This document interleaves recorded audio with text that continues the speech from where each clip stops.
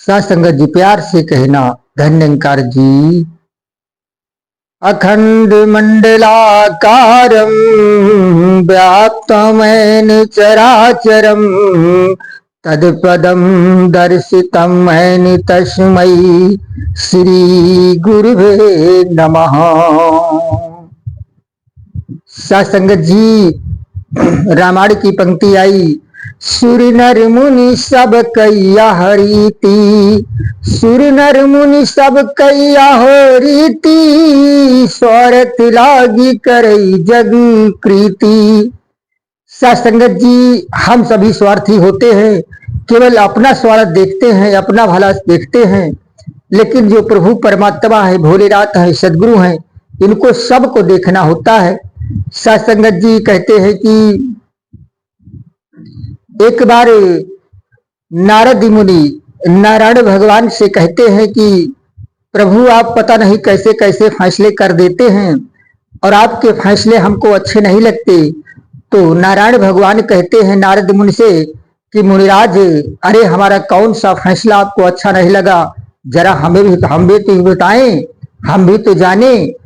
तो नारद मुनि कहते हैं कि अभी अभी हम मृत्यलोक से आ रहे हैं और मृत्यलोक में देखते क्या है कि एक गाय दलदल में फंसी है और ठीक उसी रास्ते से एक जवान व्यक्ति आ रहा था। जवान व्यक्ति का फर्ज बनता है कि उस गाय को दलदल से बाहर निकाल दे, लेकिन वो गाय को दलदल से बाहर नहीं निकालता और उसी गाय के ऊपर पैर धर के वो आगे जाता है।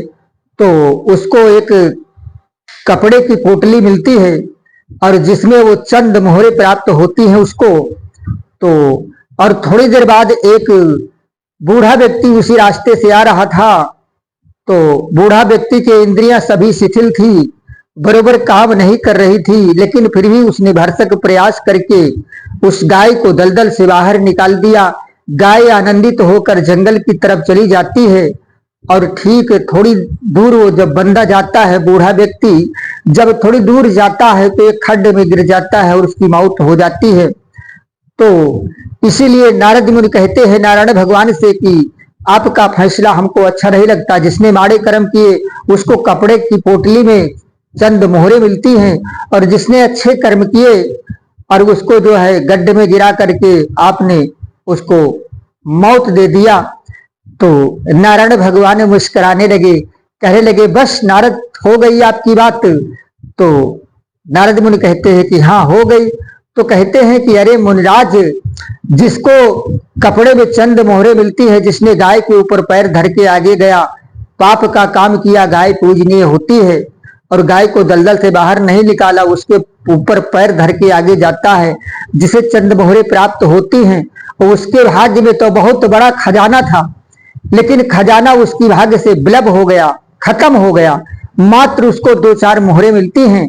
और सोचो जरा, जो बूढ़ा व्यक्ति गाय को दलदल से बाहर निकाल दिया और उसकी तो बहुत बीभत्स मौत उस दिन होनी थी, उसका एक्सीडेंट होना था। कि बीभत्स का मतलब ये होता है कि कलेजा कहीं पड़ा, हाथ कहीं पड़े, पैर कहीं पड़े, बहुत दर्दनाक मौत होती है वो।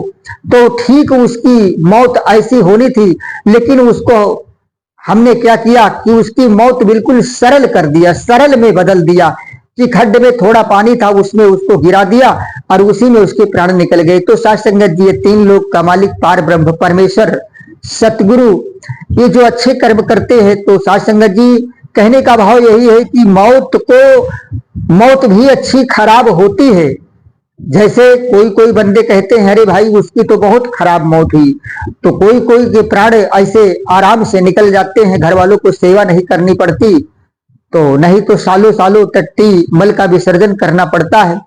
तो सत्संगत जी जो सत्कर्म करते हैं, मौत तो सभी की होना है, क्लियर है, क्योंकि ये मृत्यलोक में कोई अजर अमर नहीं है।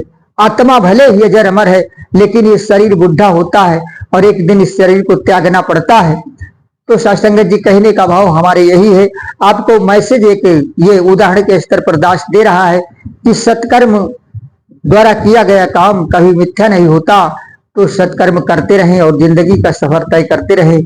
तो सत्संगत जी, यदि दास का विचार आपको अच्छा लगे तो दास को आशीर्वाद देने की कृपा करना और चैनल को मेरे बहन भाइयों सब्सक्राइब करने की कृपा करना, बड़ी कृपा होगी। प्यार से कहना, धन्यंकार जी।